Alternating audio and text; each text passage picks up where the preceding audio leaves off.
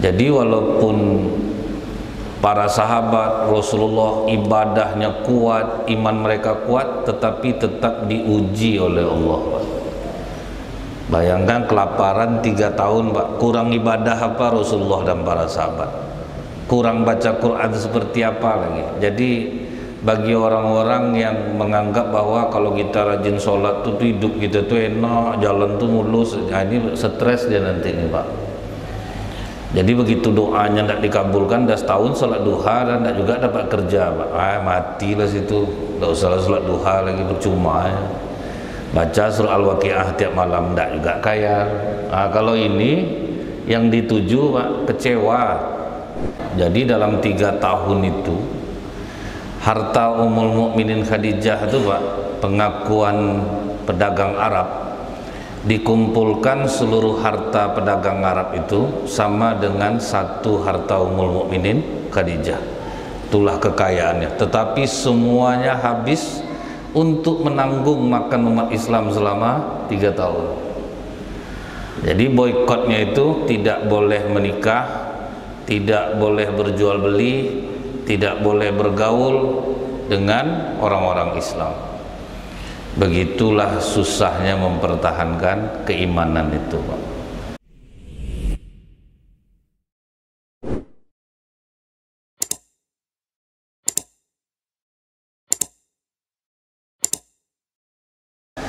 Setelah putus asanya orang-orang Quraisy untuk membujuk Rasulullah menghentikan dakwah Pak, maka diboikotlah umat Islam oleh orang Quraisy, terutama keluarga besar Rasulullah SAW.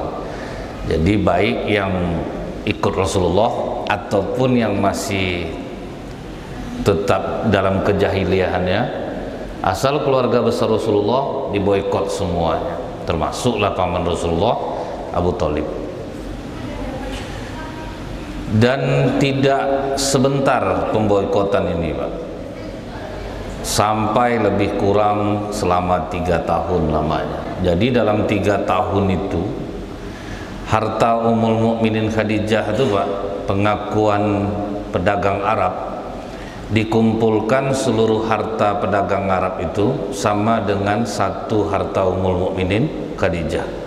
Itulah kekayaannya, tetapi semuanya habis untuk menanggung makan umat Islam selama 3 tahun. Jadi boikotnya itu tidak boleh menikah, tidak boleh berjual beli, tidak boleh bergaul dengan orang-orang Islam. Begitulah susahnya mempertahankan keimanan itu Pak. Makanya kata Rasulullah, yang aku takutkan kepada umatku ini bukanlah kemiskinan atau kesusahan. Yang aku takutkan itu ketika dunia dibentangkan. Jadi kalau umat Islam itu susah, dia imannya tambah kuat. Jadi walaupun diboikot selama 3 tahun tidak ada yang goyang satupun. Tapi kalau udah senang hidup, disitulah mulai kita ini goyang keimanan itu. Jadi ini berlaku. Makanya kita yang hidupnya senang, supaya jangan sampai kebablasan dengan kemewahan itu, banyak-banyaklah bawa harta kita itu ke akhirat. Nah itulah obatnya. Jadi selama 3 tahun diboikot itu, yang membuat bebasnya itu Pak, Abu Thalib dibisiki oleh Rasulullah SAW. Paman, katakan kepada orang Quraisy bahwa surat perjanjian itu telah batal. Surat pemboikotan sudah batal disebabkan kertas perjanjian itu sudah dimakan oleh rayap. Dan yang tidak dimakan rayap cuman nama Allah. Kalau aku salah, serahkan aku kepada mereka, terserah mereka mau ngapain aku. Tapi jika aku betul, tolong bebaskan dari pemboikotan ini. Jadi datanglah Abu Thalib ke orang Quraisy. Keponakanku Muhammad mengatakan bahwa surat perjanjian itu sudah batal disebabkan telah dimakan rayap, kecuali hanya nama Allah. Kalau keponakanku benar, bebaskan dia dari pemboikotan ini. Kalau keponakan aku tidak benar, kami akan serahkan dia kepada kalian. Terserah mau kalian apakan. Semangatlah orang Quraisy dengarnya. Ayalah. Mereka percaya diri disebabkan di Ka'bah tidak ada rayap. Yang kedua, dijaga 24 jam surat perjanjian itu. Tahunya pas dibuka ternyata Rasulullah benar, kertas perjanjian itu sudah dimakan oleh rayap dan yang tinggal hanya nama Allah. Terbebaslah umat Islam dari pemboikotan itu karena keajaiban yang diberikan oleh Allah. Jadi walaupun para sahabat Rasulullah ibadahnya kuat, iman mereka kuat, tetapi tetap diuji oleh Allah. Bayangkan kelaparan 3 tahun Pak, kurang ibadah apa Rasulullah dan para sahabat, kurang baca Quran seperti apa lagi. Jadi bagi orang-orang yang menganggap bahwa kalau kita rajin sholat tuh hidup kita tuh enak, jalan tuh mulus, nah ini stres dia nanti nih Pak. Jadi begitu doanya tidak dikabulkan, dah setahun sholat duha dan tidak juga dapat kerja Pak. Matilah situ, tidak usah sholat duha lagi, percuma ya.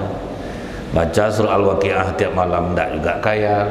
Kalau ini yang dituju Pak, kecewa.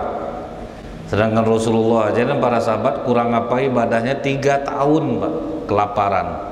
Karena uang Ummul Mukminin Khadijah habis. Jadi sampai di detik-detik ketiga tahun itu banyak yang makan daun.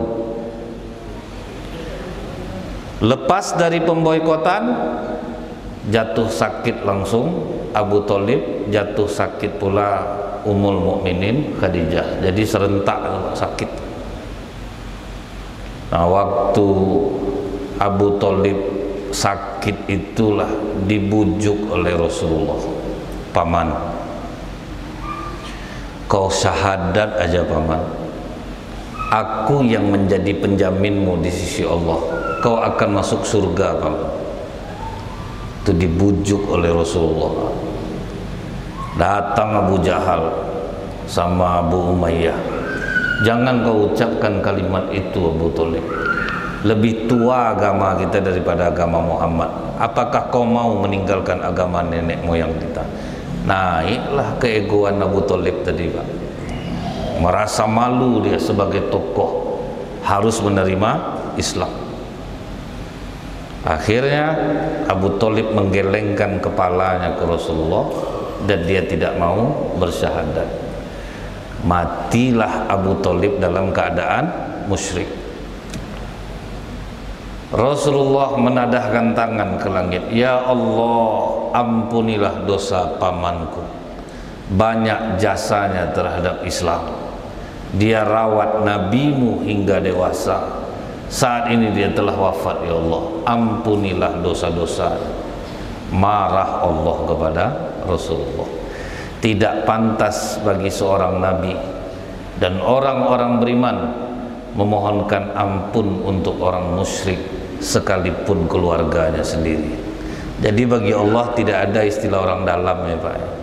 Oh, keponakannya nabi ini segan kita. Nah. Kalau kita ya pakai perasaan. Allah tidak bersyahadat, tidak bisa, maupun banyak jasanya terhadap Islam. Makanya itu yang disebut iman itu tidak bisa diwariskan, itulah maksudnya itu. Kalau iman bisa diwariskan, bisalah Abu Thalib ini mengucapkan syahadat. Orang lain didakwahi masuk Islam, paman sendiri besar jasanya tidak mau bersyahadat. Itu yang membuat pukulan besar bagi Rasulullah SAW. Sampai kata Rasulullah, kalau bukan karena aku, pamanku ini diletakkan Allah di neraka yang paling bawah, tapi karena aku, Allah meletakkannya di neraka yang paling ringan. Bertanyalah sahabat, macam mana neraka yang paling ringan itu ya Rasulullah? Dipasangkan sendal di kaki, mendidih otak di kepala, itulah yang paling ringan. Jadi ketika orang pakai perasaan Pak, di komennya lah ceramah saya nih, ini Ustadz sesat nih, paman Rasulullah di neraka lah, kata itu yang pakai perasaan tuh. Dia pakai perasaan, masa paman Rasulullah masuk neraka? Jangankan itu lagi, Nabi Ibrahim alaihissalam bapaknya pembuat patung, sudah didakwahi oleh Nabi Ibrahim, tidak mau ikut. Di akhirat didoakan Nabi Ibrahim lah ayahnya, ya Allah, jangan hinakan aku pada hari ini, dekatkanlah ayahku kepadaku. Kata Allah, surgaku hanya untuk orang yang beriman kepadaku Ibrahim. Dah ditolak, tidak ada. Terus Rasulullah sendiri katanya kan ayahnya masuk di neraka. Jadi itu ketika Rasulullah ceramah, adalah kata Rasulullah, saat ini pintu-pintu langit dibuka untukku. Siapa yang mau bertanya, tanyalah kepadaku. Datang seorang menunjuk tangan, ya Rasulullah, ayahku mati dalam keadaan jahiliyah. Engkau mengatakan doa anak tidak terdinding ke orang tua. Setiap waktu sholat aku doakan ayahku. Di manakah posisi ayahku sekarang? Kata Rasulullah, ayahmu di neraka. Nangis anak muda nih, mau jalan dia keluar, dipanggil oleh Rasulullah, jangan kau sedih karena ayahmu dan ayahku sama-sama di neraka. Maksud ayahku itu siapa Pak? Abu Thalib, karena kan Rasulullah besarnya dengan Abu Thalib. Ayah Rasulullah wafat sebelum jauh Pak. Jadi ayahku di sini maksudnya itu adalah Abu Thalib. Jadi singkirkan dulu perasaan kita, kok bisa Abu Thalib banyak jasanya masuk neraka, singkirkan perasaan kita dulu. Begitulah Allah fairnya. Jadi itu udah sedih hati Rasulullah Pak, sedih betul, terpukul betul. Beberapa hari belum habis kesedihan Rasulullah wafatnya paman Abu Thalib, beberapa hari kemudian Ummul Mukminin Khadijah tambah parah sakitnya. Ummul Mukminin Khadijah itu Pak, dalam kitab ini dia punya kebiasaan, setiap kali Rasulullah pulang berdakwah itu dia berdiri menyambutnya. Jadi selalu seperti itu, berdiri menyambutnya. Tapi di hari akhir Ummul Mukminin Khadijah itu hidup, dia sudah tidak sanggup lagi berdiri.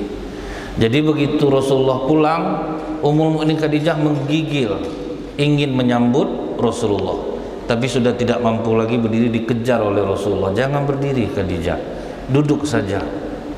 Langsung Ummul Mukminin Khadijah menangis berurai air mata. Ditanya oleh Rasulullah, wahai Khadijah, apakah kau menyesal bersuamikan aku? Makanya kau menangis. Dulu kau kaya raya dan terpandang, semenjak kau menikah dengan aku, kau tidak lagi dihargai orang dan hartamu habis. Dijawab oleh Ummul Mukminin Khadijah, tidak ya Rasulullah, aku menangis karena aku melihat perjuanganmu masih panjang, sementara aku tidak punya harta lagi untuk menolongmu. Jika aku mati lebih dahulu darimu ya Rasulullah, dan kau akan menyeberang lautan untuk berdakwah, tolong gali kuburku, susun tulang belulangku, injak ya Rasulullah, jadikan jembatan. Itu yang tidak pernah bisa dilupakan oleh Rasulullah.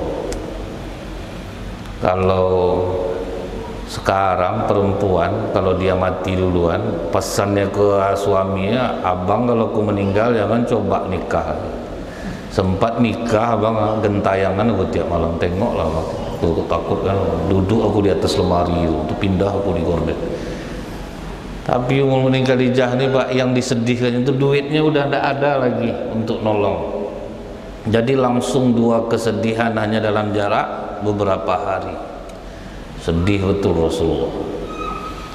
Nah, semenjak meninggal Abu Thalib, meninggal Ummul Mukminin Khadijah, mulailah semakin menjadi orang kafir terhadap Rasulullah. Tidak ada lagi yang disegan Pak.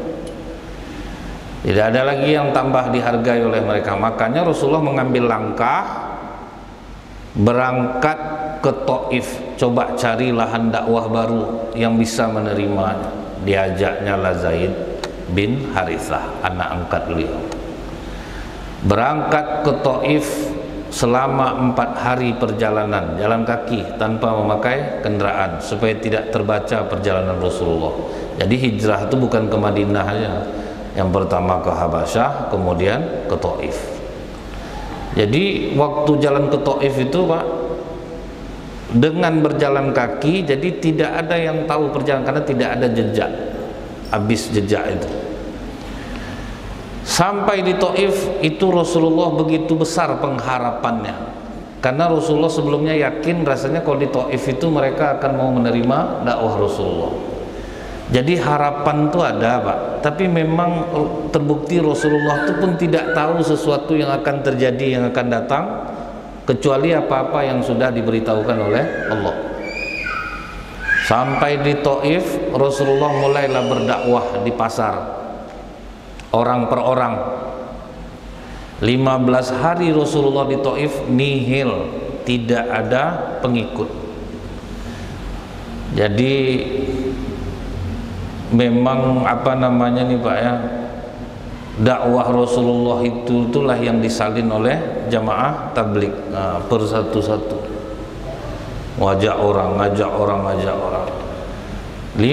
hari tidak ada pengikut, berpikir Rasulullah lagi. Jadi inilah Pak ya, orang yang berpikir itu makanya lebih mulia daripada orang yang bisa mengingat. Ada dulu acara Who Wants to be a Millionaire, kan dikasih pertanyaan tuh Pak, jawab sampailah hadiah paling tinggi 1 miliar. Seorang pengusaha dan anak buahnya menonton acara itu. Semua pertanyaan terjawab oleh peserta ini. Ditanya oleh karyawannya, Pak, ini orang cerdas Pak, kalau Bapak pekerjakan di perusahaan Bapak, kira-kira berapa Bapak gaji orang seperti ini? Kata bos ini, saya gaji dia 100.000 rupiah, bukan untuk sebulan, tapi selamanya. Loh, kan dia cerdas Pak, dia menggunakan otaknya hanya untuk mengingat, bukan untuk berpikir. Yang saya butuhkan di perusahaan saya orang-orang yang berpikir. Itu beda tuh Pak, mengingat dan berpikir itu beda.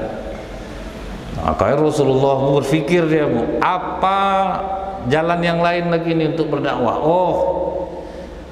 Yang paling mudah itu kumpulkan kepala sukunya, didakwahi kepala sukunya ini, kalau sempat nerima kepala sukunya itu ngikut semua anggotanya.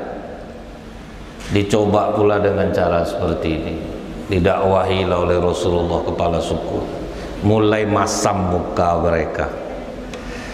Terasa oleh Rasulullah ini sudah tidak kondusif lagi. Karena sudah tidak kondusif, Rasulullah mengubah strategi. Oke lah tuan-tuan, kalau memang tuan-tuan tidak menerima apa yang saya sampaikan, saya minta izin aja untuk tinggal di Taif ini beberapa lama, karena orang-orang Quraisy memburu saya. Oh, enggak bisa Muhammad, kami tidak ada ngundang kau ke sini. Terus kau sakiti hati kami, itu kau tinggallah di sini. Ayah minta maaf, kami tidak bisa.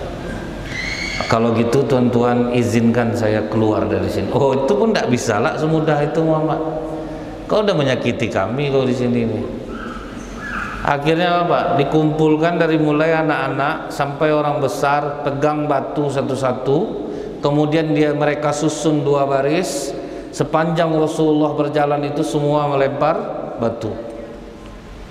Itu dikata Zaid bin Harisah melindungi Rasulullah, pecah-pecah batu itu di kepala Rasulullah, berdarah-darah, tumit pecah, akhirnya berlari dari Rasulullah.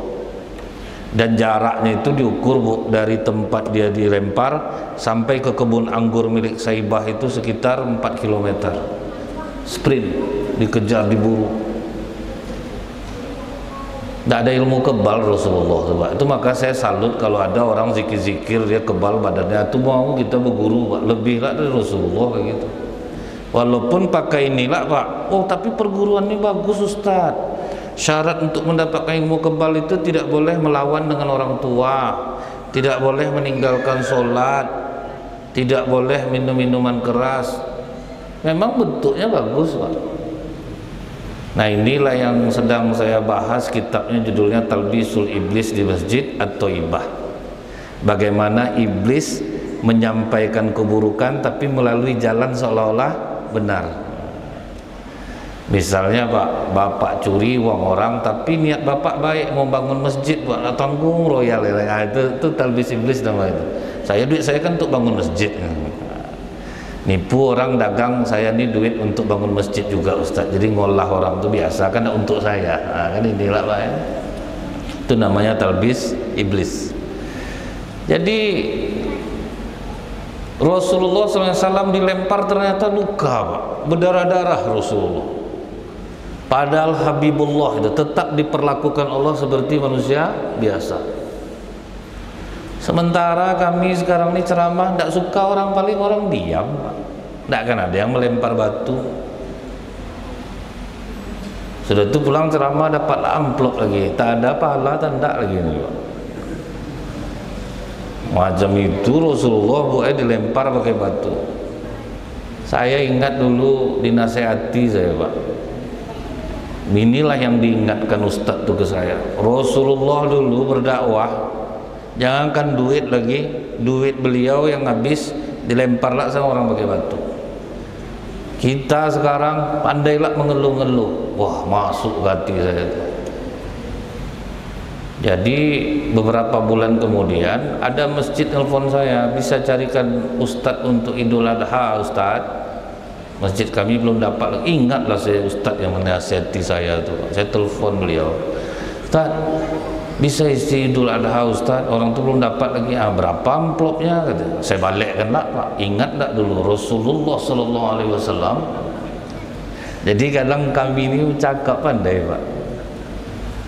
Jadi kalau kita mengingat itu Pak, belum apa-apalah dakwah sekarang ini lagi. Berapa betul lah cobaan baru. Terasa ringan betul rasanya Pak. Rasa tidak ada apa-apanya. Sampai di kebun anggur milik Saibah, pingsan Rasulullah. Pingsan Rasulullah SAW. Malaikat penjaga Jabal Taif langsung menghadap Rasulullah. Ya Rasulullah, Allah telah mengizinkan kami di bawah kendalimu saat ini. Itulah hiburan Rasulullah. Inilah makna inna ma'al usri yusra itu Pak. Setiap kesulitan diusahakan keluar, ada jalan, bukan berarti namanya sulit itu nanti mudah juga, enggak, diusahakan keluar dari kesulitan itu baru Allah kasih kemudahan. Orang banyak salah memaknai ini Pak. Ya nama kita sulit kan ada dalam Al-Quran, nanti ada sulit ini baru mudah. Maksudnya itu diusahakan dulu, dimaksimalkan usaha sampai Rasulullah pingsan, baru dikasih Allah kemudahan, hiburan. Kata malaikat ini, kau perintahkan kami ya Rasulullah, kami angkat Jabal Taif ini, kami timpakan kepada masyarakat Taif ini. Kata itu aja udah terhibur hati Rasulullah Pak. Tidak usah kata Rasulullah, dapat hiburan itu, tawaran itu aja kan udah senang hati Pak. Tidak usah. Justru aku berharap dari sulbi-sulbi mereka lahir orang-orang yang bertakwa kepada Allah. Jadi dapat penghibur saja udahlah. Nah, walaupun tidak akan Rasulullah mau malaikat ini untuk mengangkatnya. Sempat bapak ditawari kira-kira gimana tuh Pak? Udah kena tampar, kena tinju, kena pukul. Datang orang nawar itu, siapa ngapain bapak Pak? Biarlah kami ajar dia. Kalau mati kan dia siram pakai raki kalau perlu. Saya baik-baik ngomong dilempar saya pakai batu. Itu susah itu. Makanya Rasulullah itu cuma satu teladan bagi kita, sekalipun kita tidak akan mampu meniru beliau. Abu Bakar Siddiq aja ngakui Pak, waktu diangkat jadi khalifah apa pidato Abu Bakar Siddiq? Aku memang dekat dengan Rasulullah, tapi jangan kalian sangka aku bisa meniru Rasulullah. Rasulullah itu malaikat selalu bersamanya dan dia dijaga oleh wahyu, sementara iblis bersamaku. Jadi kalau ada orang bilang itu harus kita tiru, Abu Bakar sendiri ngakui tidak akan bisa. Ada diakui oleh Abu Bakar Siddiq tidak akan mampu. Jadi Rasulullah itu cuma satu, kita bangga dengan beliau, bisa jadikan teladan. Kita sendiri pun kadang tak sanggup Pak. Salah satu contoh nih Pak ya, Rasulullah itu kalau lapar paling duluan, kalau kenyang paling terakhir. Jadi kalau makan suruh sahabat makan dulu semua, baru beliau. Saya praktekkan ini Pak, gagal Pak. Saya ceramah di area duta, Ingatlah saya riwayat ini. Pas suruh makan, saya suruh karyawannya makan semuanya. Makan. Betul-betul tak ninggalin sedikit pun, Pak. Tinggal bawang bombay aja lagi, 2 biji terapung-apung di piring tuh. Lama saya temenung di jalan, Pak. Jadi kita ya gagal. Rasulullah itu minum setelah makan jauh jaraknya, makan aja dulu. Terbukti secara ilmiah sekarang ini, orang yang menjarakkan makan dengan minum tidak akan kena begah perutnya.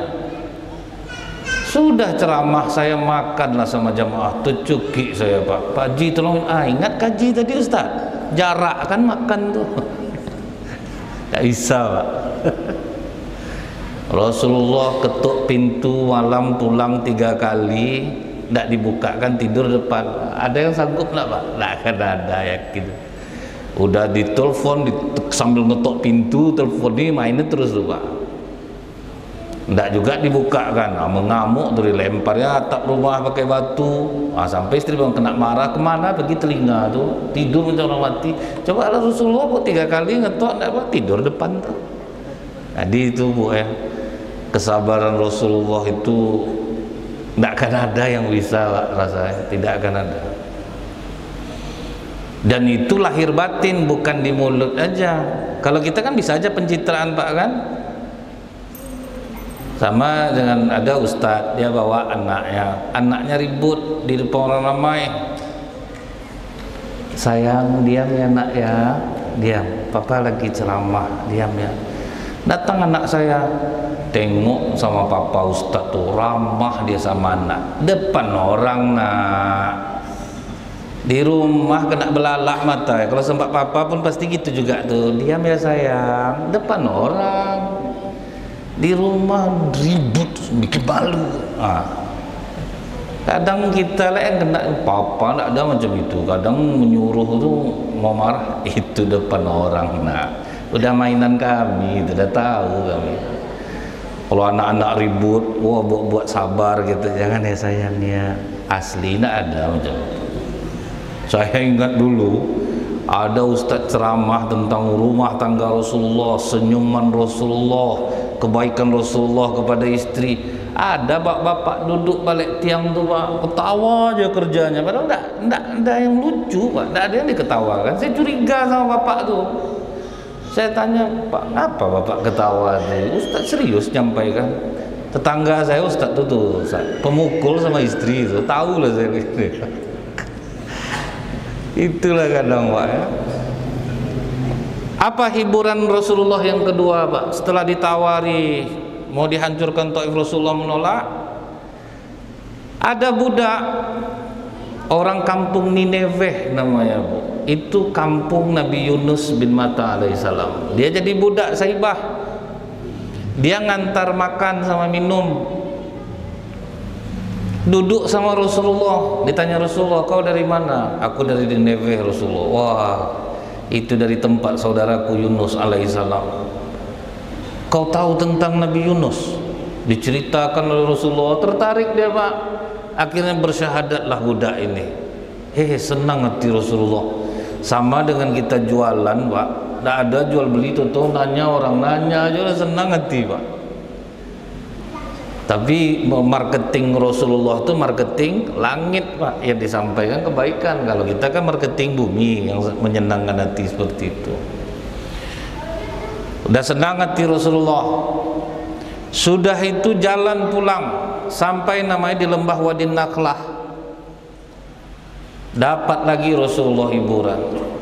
Rasulullah sedang baca Quran sendirian. Sudah itu disampaikan Allah lah dalam surah Al-Jin. Ketika engkau membaca Al-Quran, ramai jin berbondong-bondong di Wadi Nakhlah itu. Dari sini kita tahu ternyata Rasulullah juga tidak bisa lihat jin. Jadi kalau ada yang bisa lihat jin, Pak, berarti itu lebih daripada Rasulullah. Kadang bangga tuh, anak saya itu Ustaz nampak-nampak aja dia. Di ruqyah lah anak bapak itu, Pak. Dia banggalah anak punya kelebihan, kata anak saya itu indigo, yang bahaya itu anak IndiHome, Bu. Itu tahu dia semua, Pak. Kalau Indigo tuh apalah tuh, nengok-nengok anak-anak IndiHome, Pak, berita tahu dia apa lengkap semua. Itu yang ditakuti itu. Jadi jangan bangga anak bisa nampak-nampak tuh punya dia, kalau kehebatan mata tuh ada orang duduk di sana, harus diruqyah tuh. Karena Rasulullah sendiri tidak bisa melihat jin. Tapi katanya Rasulullah pernah mau ngikat jin di dinding masjid. Dibaca Rasulullah doa Nabi Sulaiman, tidak diizinkan Allah, Pak. Itu mukjizat Sulaiman, tidak untuk Nuh. Jadi Allah tuh ngajarkan buat masing-masing orang tuh punya zaman, punya lahan dakwah. Jadi tidak bisa doa Nabi Sulaiman itu dibaca oleh Rasulullah SAW. Tambah terhibur hati Rasulullah, ternyata ramai berbondong-bondong jin masuk Islam tanpa setahu Rasulullah SAW. Manusia dikasih tahu tidak mau ikut, jin akhirnya yang masuk. Makanya kita masuk masjid tuh, Pak, badan harum, mulut kita harum, karena yang sholat bukan dari kalangan manusia saja. Malaikat rahmat ikut dia sholat, rombongan jin ikut sholat. Apa yang mengganggu anak cucu Adam, malaikat juga terganggu. Ini kadang napas tak bobo apa-apa, Bu Adia dilapaskannya pula baca itu. Kamu layang tuh, Pak. Kadang napas kita sepanjang Al-Fatihah dibuat menyiksa. Pas kita ngirup dia paslah mengeluarkan itu kan. Kaos kaki basah tuh, Pak, yang direndam 3 hari pakai rinso lama tuh. Kan gawat busuk tuh, Pak.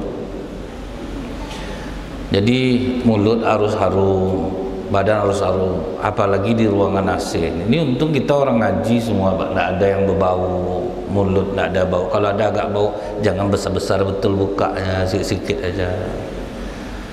Ini kadang ragu kita, apalagi yang pakai suara. Awak udah sampai walad dolin ngulang balik jadi gara-gara ayat dia, Pak. Kita udah sampai walad dolin, ada dibunyikan ya, Bismillahirrahmanirrahim. Ngulang kita balik dibuat sibuk. Atau sudah sampai tadi, Pak. Jadi itulah kadang macam-macam lah Pak, ya, kalau dalam masjid ini. Apalagi hiburan dikasih Allah dengan kesusahan Rasulullah tuh.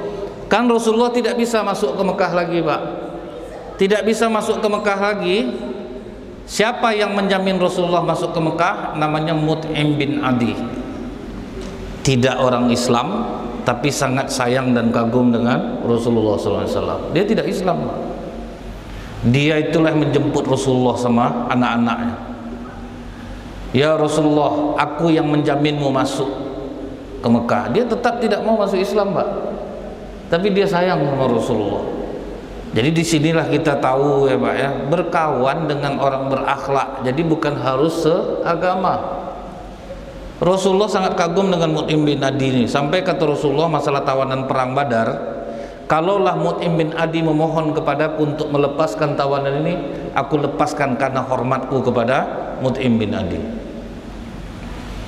Dia itulah yang mengawal. Karena kalau dijamin oleh orang Mekah, orang kafir tidak bisa ganggu lagi, Pak, karena ada penjaminnya. Pas haji tahun itu datanglah 12 orang dari Madinah. Jadi di Taif tidak dapat, akhirnya Allah yang mengantarkan orang untuk membujuk Rasulullah hijrah ke Madinah. Ke Taif tidak diterima, ini orang yang datang meminta, pergilah tempat kami ya Rasulullah, tempat kami aman, kami akan menyambutmu ya Rasulullah. Disitulah terjadi baiat Aqabah yang pertama. Yang kedua datang sampai 72 orang. Jadi rezeki di antara Allah itulah maksudnya. Penting kita upayakan dulu, diusahakan dulu, jangan mengeluh, jangan banyak kesedihan-kesedihan, telan semua kepahitan itu, jangan buruk sangka sama Allah. Yang namanya susah itu, Pak, kadang justru mengandung kebaikan di masa depan. Disitulah kita mengingat balik, ya juga ya dulu aku payah dikeluarkan Allah aku dari masalah ini, terus ada keluarkan dari masalah. Datang yang kedua, terjadi baiat Aqabah yang kedua. Mereka berjanji, kami akan menjagamu ya Rasulullah seperti kami menjaga anak dan istri kami sendiri. Barulah pas hijrah yang kedua itu Pak, dengan rencana yang matang. Tidak sama lagi macam Taif main pergi-pergi gitu aja. Nah, jadi ada yang Rasulullah direvisinya caranya Pak. Baru dibuat. Yang pertama kali yang mendakwahi orang Madinah namanya Mus'ab bin Umair. Dipilih Rasulullah Pak, anak laki-laki umur 17 tahun. Dia itu anak bangsawan Mekah, tutur kata terjaga, wajah ganteng. Diutus Rasulullah dia sendirian pergi ke Madinah. Baru pakai strategi Rasulullah lagi. Suruh Mus'ab bin Umair, orang-orang yang bertutur kata bagus, pandai dia bicara. Padahal udah mau ditombak orang Madinah tuh Pak, Mus'ab bin Umair. Tenang dia. Duduk aja dulu Tuan. Kalau misalnya tidak senang Tuan, nanti saya berhenti. Tapi boleh Tuan dengarkan. Akhirnya dengar orang Pak. Karena dia lembut, tidak panik. Memang dipilih betul oleh Rasulullah. Akhirnya karena sudah kuat, mulai kuat Islam di Madinah berkat dakwah Mus'ab bin Umair, barulah dirancang Rasulullah mau hijrah ke Madinah itu. Yang lain dulu pergi, semua pergi, tinggallah Rasulullah SAW dengan Abu Bakar Siddiq, Ali bin Abi Thalib masih tinggal. Kenapa Rasulullah masih tinggal? Karena beliau itu masih banyak ditumpangi orang-orang Quraisy, barang-barang dagangan. Itulah anehnya orang Quraisy itu Pak. Tidak mengakui Rasulullah sebagai Nabi, tapi percaya menitipkan barang kepada Nabi. Setelah diatur semuanya, nanti siapa yang menghapus jejak, siapa yang mengirim berita, siapa yang menyampaikan makanan, strateginya jangan langsung ngarah ke Madinah, kita ke Gua Sur, itu dirancang semuanya. Baru pakai perencanaan. Jadi itu tahapnya Pak. Jadi kadang kita ini pun segala sesuatu itu ternyata direncanakan itu bagus Pak. Dibuat perencanaan, ini tahapnya, ini tahapnya. Nah, setelah itu barulah Rasulullah SAW berangkat. Setelah meninggalkan Ali di rumah, berangkat Rasulullah dengan Abu Bakar Siddiq. Jadi Abu Bakar menceritakan itu setelah Rasulullah wafat. Apa kata Abu Bakar Siddiq radhiyallahu an kepada Umar bin Khattab? Tidak ada siang dan malamku yang paling indah dalam hidupku Umar, selain ketika aku hijrah bersama Rasulullah SAW. Begitu sampai di Gua Sur, cintanya Abu Bakar Siddiq itu Pak, apa katanya Rasulullah? Jangan masuk dulu ya Rasulullah, biar aku memeriksa ke dalam.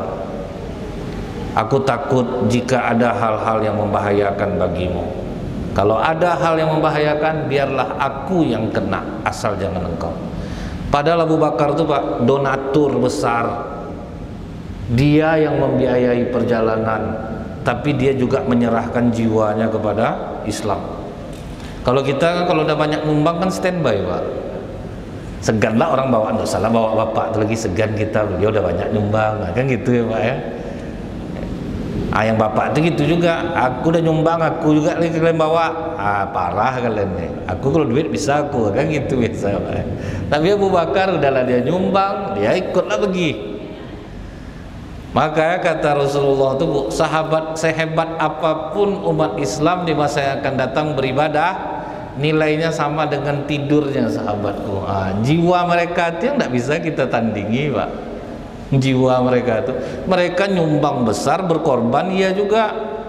Abdurrahman bin Auf nyumbang besar, perang ikutlah tuh Pak. Itu yang susah untuk ditiru tuh. Karena sahabat tuh punya prinsip apa Bu? Wahai diri, jika engkau tidak mati di medan juang, engkau juga akan mati di atas ranjang. Itu prinsip mereka Pak. Jadi lebih baik mati berjuang, karena di ranjang akan mati juga. Kemudian aku masuk ke dalam Gua Sur itu Umar, dan alangkah terkejutnya aku, ternyata di gua itu penuh dengan lubang-lubang ular, dan ada ular di dalamnya. Aku buka gamisku, aku robek-robek, aku tutup semua lubang ular itu. Semua sudah tertutup, bajuku sudah tidak ada.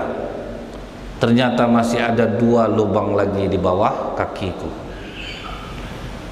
Aku tidak punya baju lagi, tinggal bawahan saja. Akhirnya aku tutup lubang ular itu menggunakan kedua telapak kakiku.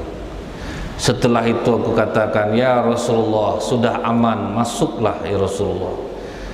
Dan karena posisi Abu Bakar gelap, Rasulullah dari terang, nampak olehku Umar betapa letihnya wajah Rasulullah. Aku katakan kepada Rasulullah, tidurlah di atas pangkuanku. Padahal kaki sedang menutup lubang ular. Itu duduk yang paling tidak nyaman tuh Pak. Rasulullah pula di atas pangkuannya. Itulah hari terindah dalam hidupku Umar, ketika kepala Rasulullah di atas pangkuanku. Bapak sesayang apapun sama istri tidak akan mau Bapak. Baru 2 menit, tegak, berat. Tak apa-apa yang mama makan yang berat, tak tentu arah, sebentar tahan Pak. Ini ya sahabat, kan sahabat tuh duduk tidur di atas pangkuannya. Malam hari menjelang Bu, rupanya bergerak kaki Abu Bakar Siddiq, langsung dipatuk oleh ular tuh Pak. Apa kata Abu Bakar? Sekujur tubuhku mampu menahan sakitnya gigitan itu, tapi mataku tidak bisa. Ditahannya sakitnya mata, tidak sanggup. Turunlah air mata, jatuh ke pipi Rasulullah. Terkejut Rasulullah terbangun. Sebab apa Pak? Padang pasir itu siang panas betul, malam dingin betul. Air mata ini terbagi 2 Bu dalam ilmu psikologi. Air mata karena bahagia itu dingin. Anak nikah kan nangis tuh, haru dapat duit nangis, naik jabatan nangis, itu nangis bahagia, itu dingin air matanya. Tapi kalau kita sakit, ketakutan, benci, marah, nangis, itu panas Pak. Jadi karena Abu Bakar sedang sakit, yang keluar panas, menetes ke pipi Rasulullah yang dingin, tentu terbangun. Jadi kalau kita membedakan orang sedang sedih atau bahagia itu dari air mata, ya itu tandanya Pak. Ada bapak kematian istri Bu, nangis, dipeluknya foto istrinya itu. Tiap orang dijelaskannya, ini foto istri saya. Pas saya datang, Ustaz, dipeluknya lah saya. Terasa sama saya dingin air mata bapak tuh Pak. Bahagia tuh nih itu. Ternyata tidak meleset dugaan saya. Beberapa bulan setelah itu nikah bapak tuh Pak. Jadi itu aja tandanya Pak ya. Insya Allah akan kita sambung kembali. Subhanakallahumma bihamdika asyhadu an la ilaha illa anta astaghfiruka wa atubu ilaik. Assalamualaikum warahmatullahi wabarakatuh.